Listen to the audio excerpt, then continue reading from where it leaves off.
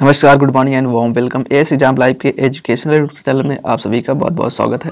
जी हाँ दोस्तों, अगर आप इस सेशन को फर्स्ट टाइम अटेंड कर रहे हैं तो वीडियो को लाइक कर दीजिए, शेयर कर दीजिए और चैनल को सब्सक्राइब कर लीजिए। तो दोस्तों चलते हैं आज के सेशन के पहले क्वेश्चन पर, और ये रहा आज के सेशन का फर्स्ट क्वेश्चन। स्क्रीन पर दिख रहा है दोस्तों, आपको सारे के क्वेश्चन आपको ट्राई करना है 1 बाई 1 और आपको बताना है हमें कमेंट बॉक्स में आपने कितने क्वेश्चन सही किए हैं। टोटल 25 क्वेश्चन में आपको कमेंट बॉक्स में जरूर रिप्लाई करना है। आते हैं पहले क्वेश्चन। विश्व अंगदान दिवस कब मनाया जाता है? 12 अगस्त, 13 अगस्त, 14 अगस्त, 15 अगस्त। आपका जो करेक्ट ऑप्शन है ऑप्शन नंबर सेकंड, यानी 13 अगस्त को विश्व अंगदान दिवस मनाया जाता है। आपका जो बिल्कुल एकदम सही ऑप्शन है, बिल्कुल correct option, option number B, 13 अगस्त को विश्व अंगदान दिवस के रूप में हम लोग मनाते हैं। चलिए अभी इस क्वेश्चन को हम थोड़ा सा डिटेल में देख लेते हैं। पहला पॉइंट आपको याद रखना है, राष्ट्रीय अंगदान दिवस 27 नवंबर को मनाया जाता है। दोस्तों यहाँ पर आपसे विश्व अंगदान दिवस पूछा है और यहाँ पर आपको इम्पोर्टेंट पॉइंट में राष्ट्रीय अंगदान दिवस 27 नवंबर को याद रखना है। वहीं पर दूसरा, दुनिया का पहला प्रत्यारोपण यानी गुर्दा, शरीर का ऐसा पार्ट है किडनी, जिसका फर्स्ट टाइम यहाँ पर ट्रांसप्लांटेशन हुआ था और इसीलिए हम लोग इसे विश्व अंगदान दिवस मनाते हैं। 23 दिसंबर 1954 को फर्स्ट टाइम किडनी का ट्रांसप्लांट किया गया था। तो ये पार्ट आपको याद रखना है और ये तीनों पॉइंट अच्छे से, ये क्वेश्चन भी आपको अच्छे से याद रखना है। बढ़ते हैं आज के सेशन के नेक्स्ट क्वेश्चन पर। क्वेश्चन नंबर सेकंड, अंतर्राष्ट्रीय वामपंथी दिवस कब मनाया जाता है? International left handers day. दोस्तों यहाँ पर जितने लोग हैं, यहाँ पर जितने भाई बहन आपके पास यहाँ पर बाएं हाथ से लिखने वाले हैं, वहाँ पर आपके इसके लिए हौसला बढ़ाया जाता है। यानी ये कब मनाया जाता है? Left handers day. 11 अगस्त, 12 अगस्त, 13 अगस्त, 14 अगस्त। आपका जो करेक्ट ऑप्शन है ऑप्शन नंबर सी बिल्कुल सही ऑप्शन हो जाएगा, यानी 13 अगस्त को हम लोग इंटरनेशनल लेफ्ट हैंडर्स डे बनाते हैं। ओके, बढ़ते हैं आज के सेशन के सेकंड और थर्ड क्वेश्चन पर, और ये रहा थर्ड क्वेश्चन। फीफा यानी federation de international de football association विश्व कप 2022 का आयोजन किस देश में किया जाएगा? Russia, Bharat, Qatar, America, Mexico, Canada. आपका जो बिल्कुल सही ऑप्शन है ऑप्शन नंबर सी, यानी फीफा वर्ल्ड कप 2022 का आयोजन कतर में किया जा रहा है। दोस्तों ये 20 नवंबर 2022 से किया जाएगा। इस पॉइंट को अच्छे से याद रखना है। दूसरा, यह मुकाबला 29 दिन तक चलने वाला है और यहाँ पर अगर बात करें, इसके पहले फीफा 2018 में हुआ था और यहाँ पर फर्स्ट विनर जो थी फ्रांस की टीम थी और वहीं पर सेकंड पोजीशन था क्रोएशिया का, थर्ड पोजीशन था इंग्लैंड का। दोस्तों यहाँ पर आपको 2018 में रसिया जो है 21st फीफा वर्ल्ड हुआ था, यानी 21वां राष्ट्रमंडल, सॉरी यहाँ पर 21वां आपका जो federation international day football association हुआ था वो रसिया में, वहीं पर 22वें नंबर पर 2022 में कतर में हो रहा है और 2026 में यानी आपका जो 23वां फीफा वर्ल्ड कप होगा वो अमेरिका, मैक्सिको और कनाडा में होगा। तो दोस्तों ये तीनों पॉइंट अच्छे से आपको याद रखने हैं ना। चलते हैं अगले क्वेश्चन पर, क्वेश्चन नंबर 4।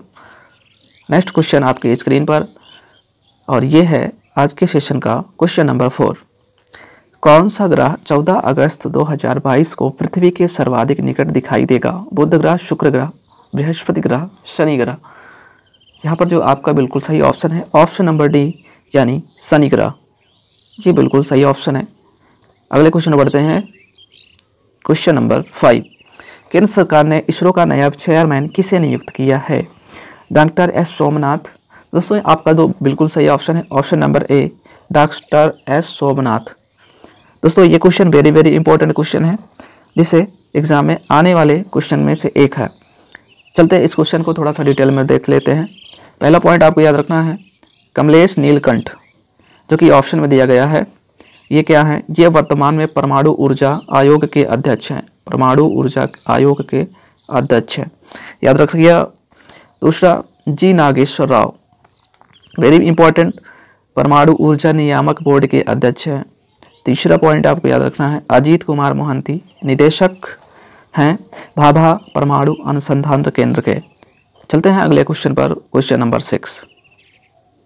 नेक्स्ट क्वेश्चन है, पहला सूती वस्त्र उद्योग कहाँ पर स्थापित किया गया था? First cotton textile industry was establish eight which place?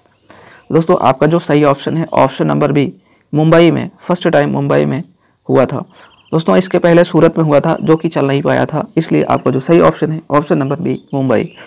दोस्तों यहाँ पर ये कब स्थापित किया गया था? तो जिस वर्ष में फर्स्ट ट्रेन चलाया गया था 1853 में, उसी समय first textile industry was established in 1853। दोस्तों ये वेरी वेरी इंपॉर्टेंट क्वेश्चन है, इस क्वेश्चन को आपको याद रखना है। बढ़ते हैं अगले क्वेश्चन पर, क्वेश्चन नंबर 7। दोस्तों अगर आप इस वीडियो को, इस सेशन को अभी भी देख रहे हैं तो आप इसको लाइक कर दीजिए, शेयर कर दीजिए और अपने दोस्तों के पास जल्दी से इसको शेयर करके वीडियो को, यहाँ पर चैनल को सब्सक्राइब कर लीजिए। चलते हैं अगले क्वेश्चन, क्वेश्चन नंबर 7 पर। भारत का पहला लौह एवं इस्पात कारखाना कहाँ स्थित है? भद्रावती, पूरनपुर, जमशेदपुर, भिलाई। तो दोस्तों जो पहला लौह एवं इस्पात कारखाना था वो जमशेदपुर में स्थित है। आपका जो बिल्कुल सही ऑप्शन है ऑप्शन नंबर सी। बढ़ते हैं अगले और नेक्स्ट क्वेश्चन पर। नेक्स्ट क्वेश्चन, भारतीय रिजर्व बैंक यानी आरबीआई की स्थापना कब किया गया था? दोस्तों आपको ईयर याद रखना है 1931 यानी 1 अप्रैल 1935 सॉरी। यहाँ पर आपको जो सही ऑप्शन है ऑप्शन नंबर बी, 1 अप्रैल 1935। बढ़ते हैं अगले क्वेश्चन पर, क्वेश्चन नंबर 9। भारतीय रिजर्व बैंक का राष्ट्रीयकरण कब किया गया था? यहाँ पर जो आपका बिल्कुल सही ऑप्शन है ऑप्शन नंबर बी, 1 जनवरी 1949। तो यहाँ पर गठन कब किया गया था और इसका राष्ट्रीयकरण कब किया गया था? दोनों पॉइंट और दोनों क्वेश्चन अच्छे से याद रखना है। बढ़ते हैं अगले क्वेश्चन पर, क्वेश्चन नंबर 10। भारत में सबसे पहला बैंक जो यूरोपियन पद्धति पर आधारित है, तो यहाँ पर आपका जो सही ऑप्शन है bank of Hindustan, option number C बिल्कुल परफेक्ट आंसर हो जाएगा आपका, बैंक ऑफ हिंदुस्तान, जो कि यूरोपियन बैंक पद्धति पर आधारित है। बढ़ते हैं अगले क्वेश्चन पर, क्वेश्चन नंबर 11। प्रस्तावना का विचार भारतीय संविधान में किस देश से अपनाया गया है? दोस्तों ये है संयुक्त राज्य अमेरिका से अपनाया गया है। ऑप्शन नंबर ए आपका बिल्कुल राइट जवाब होगा। दोस्तों अब इस क्वेश्चन के कुछ इंपॉर्टेंट पॉइंट को हम लोग देखते हैं। अमेरिका से क्या क्या लिया गया है, तो यहाँ पर 5 पॉइंट अच्छे से याद कर लेना है। चलते हैं पहले पॉइंट पे। तो दोस्तों अमेरिका से मौलिक अधिकार का विचार भी लिया गया है। सेकंड है राष्ट्रपति का पद, थर्ड वित्तीय आपात, फोर्थ उपराष्ट्रपति का पद, चौथा न्यायिक पुनर्विलोकन। तो सारे के सारे पॉइंट बहुत ही इंपॉर्टेंट है। पढ़ते हैं अगले क्वेश्चन पर, क्वेश्चन नंबर 12। एकल नागरिकता को भारतीय संविधान में कब अपनाया गया था या फिर किस देश से लिया गया है? Single citizen is adopted from which of the following country? Russia, दक्षिण अफ्रीका, जर्मनी, ब्रिटेन। आपका जो बिल्कुल सही ऑप्शन है ऑप्शन नंबर डी, ब्रिटेन। अगले क्वेश्चन बढ़ते हैं, क्वेश्चन नंबर 13। भारतीय संविधान किसके द्वारा अंगीकृत किया गया है? राष्ट्रपति के द्वारा, उपराष्ट्रपति के द्वारा, प्रधानमंत्री के द्वारा, भारतीय जनता के द्वारा। यहाँ पर जो करेक्ट ऑप्शन है option number D, Bharatiya Janata के द्वारा। अगले क्वेश्चन बढ़ते हैं, क्वेश्चन नंबर 14। मूल संविधान में कुल कितने अनुच्छेद, अनुसूचियाँ एवं भाग थे? दोस्तों जो मूल संविधान था उसमें 395 अनुच्छेद, 8 अनुसूचियाँ, 22 भाग, यानी ऑप्शन नंबर ए बिल्कुल सही ऑप्शन। बढ़ते हैं अगले क्वेश्चन पर, क्वेश्चन नंबर 15। वर्तमान संविधान में कुल कितने अनुच्छेद, अनुसूचियाँ एवं भाग है? तो दोस्तों जो वर्तमान है और प्रेजेंट टाइम में 450 अनुच्छेद, 12 अनुसूचियाँ एवं 25 भाग हैं। तो एक क्वेश्चन बहुत ही इंपॉर्टेंट क्वेश्चन है जिसे आपको याद रखना है। नेक्स्ट क्वेश्चन बढ़ते हैं, क्वेश्चन नंबर 16। नेक्स्ट क्वेश्चन और अगला क्वेश्चन, मूलाभ मेघों एवं मदर ऑफ पीयर क्लाउड का निर्माण वायुमंडल के किस परत में होता है? आपका जो करेक्ट ऑप्शन है ऑप्शन नंबर बी, यानी समतापमंडल। यहाँ पर आपका ये सही ऑप्शन हो जाएगा ऑप्शन नंबर बी। यहाँ पर कुछ इंपॉर्टेंट पॉइंट दिए गए हैं समतापमंडल के बारे में, तो चलिए देखते हैं वन बाय वन। तो पहला है 18 से 32 किलोमीटर की ऊंचाई तक समतापमंडल का फैलाव है, याद रखिएगा। नेक्स्ट इसमें मौसमी घटनाएं नहीं होती हैं, यानी यह वायुमंडल वायुयान के लिए बेस्ट है। ठीक है, इस व्रत को अच्छे से याद कर लेना। चलते हैं क्वेश्चन नंबर 17। अगला क्वेश्चन है, वायुमंडल के किस व्रत को पृथ्वी का सुरक्षा कवच कहा जाता है? क्षोभ मंडल, ताप मंडल, बहिर्मंडल, ओजोन मंडल। जो आपका राइट ऑप्शन हो जाएगा ऑप्शन नंबर डी, ओजोन मंडल। यहाँ पर कुछ इंपॉर्टेंट पॉइंट, ओजोन मंडल यानी ओजोनोस्फीयर, ये कितने किलोमीटर के रेंज में पाया जाता है? तो पहला ऑप्शन है यहाँ पर 32 किलोमीटर से 60 किलोमीटर तक इसका रेंज होता है। ऊंचाई के साथ यहाँ पर तापमान बढ़ता है 1 किलोमीटर पर 5 degree Celsius. Very very important point.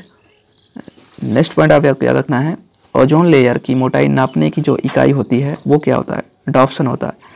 तो डाप्सन यूनिट याद रखना है, जिससे हम ओजोन लेयर की मोटाई को मेजर करते हैं। बढ़ते हैं अगले क्वेश्चन पर, क्वेश्चन नंबर 18। वायुमंडल के किस व्रत में संचार उपग्रह आदि पाए जाते हैं? आयनमंडल, वायुमंडल, मध्यमंडल, क्षोभ मंडल। यहाँ पर जो आपका करेक्ट ऑप्शन है ऑप्शन नंबर ए बिल्कुल सही ऑप्शन है, आयनमंडल। ये आपका बिल्कुल राइट ऑप्शन हो जाएगा, आयनमंडल। यानी आयनमंडल में ही हम लोग संचार उपग्रह को या फिर किसी प्रकार के सैटेलाइट को लॉन्च करते हैं। दोस्तों यहाँ पर 2 इंपॉर्टेंट पॉइंट याद रखना है। पहला, 60 किलोमीटर से लेकर 640 किलोमीटर के रेंज में ये आपका जो आयनमंडल है इसकी रेंज है, और यहीं पर रेडियो, टेलीविज़न, टेलीफोन एवं राडार आदि की सुविधा प्रदान किया जाता है। चलते हैं अगले क्वेश्चन पर, क्वेश्चन नंबर 19। वायुमंडल के किस व्रत में हाइड्रोजन एवं हीलियम गैस की प्रधानता होती है? आयनमंडल, मध्यमंडल, वायुमंडल, क्षोभ मंडल। आपका जो बिल्कुल सही ऑप्शन है ऑप्शन नंबर सी, यानी वायुमंडल। एक्सोस्फीयर, यहाँ पर जो है इस एक्सोस्फीयर में ही हाइड्रोजन एवं हीलियम गैस की प्रधानता होती है। दोस्तों इसका जो रेंज है 640 किलोमीटर के ऊपर इसका रेंज है, और इसकी कोई लिमिट नहीं है। There is no limit of this layer, इस लेयर की कोई लिमिट नहीं है। चलते हैं अगले क्वेश्चन पर, क्वेश्चन नंबर 20। वायुमंडल और ऊर्जा का केवल कितने प्रतिशत भाग नहीं ग्रहण कर पाती है? तो दोस्तों यहाँ पर वायुमंडल जो है सौर ऊर्जा का कितने प्रतिशत ग्रहण नहीं कर पाती है? तो यहाँ पर यानी कि मतलब कि यहाँ पर जो भी है सौर ऊर्जा वो डायरेक्ट रिवर्स बैक हो जाता है। तो आपका जो सही ऑप्शन होगा ऑप्शन नंबर डी, यानी 14% क्या होता है, ये पूर्ण रूप से पहले ही सूर्य तप को क्या होता है, रिवर्स हो जाता है, बैक हो जाता है, ये वायुमंडल में नहीं आ पाता। बढ़ते हैं अगले क्वेश्चन पर, क्वेश्चन नंबर 21। सोना यानी गोल्ड निम्न में से किस पदार्थ में घुल जाता है? तो दोस्तों जो एक्वा रेजिया है, एक्वा रेजिया में हम लोग सोना को गला सकते हैं। बढ़ते हैं अगले क्वेश्चन पर, question number 22। Next question, oil of vitriol निम्न में से किस केमिकल को कहा जाता है? तो ये आपका जो करेक्ट ऑप्शन है ऑप्शन नंबर डी, यानी सल्फ्यूरिक एसिड, जिसे हम लोग किंग ऑफ केमिकल के नाम से भी जानते हैं। अच्छे से याद रखिएगा। चलते हैं अगले क्वेश्चन पर, क्वेश्चन नंबर 23। कांच पर लिखने के लिए किसका प्रयोग किया जाता है? तो दोस्तों यहाँ पर जो आपका सही ऑप्शन है option number A, hydrochloric acid, hydrochloric अम्ल, जिसको हम यूज करते हैं कांच पर लिखने के लिए। चलते हैं नेक्स्ट और क्वेश्चन नंबर 24 पर। पृथ्वी के भ्रमण की गति क्या है? तो दोस्तों 28 किलोमीटर पर मिनट, यही है पृथ्वी के भ्रमण की गति। तो ऑप्शन नंबर ए आपका सही ऑप्शन हो जाएगा। चलते हैं आज के सेशन के लास्ट क्वेश्चन पर, क्वेश्चन नंबर 25। निर्वात में 3 वस्तु लोहा, कागज और पत्थर को गिराया जाए तो पृथ्वी पर कौन पहले आएगा? लोहा, कागज, पत्थर, तीनों साथ आएंगे। दोस्तों इसका जवाब आपको कमेंट बॉक्स में रिप्लाई करना है, और मिलेंगे अगले सेशन में। तब तक के लिए bye bye, take care and जय हिंद, जय भारत।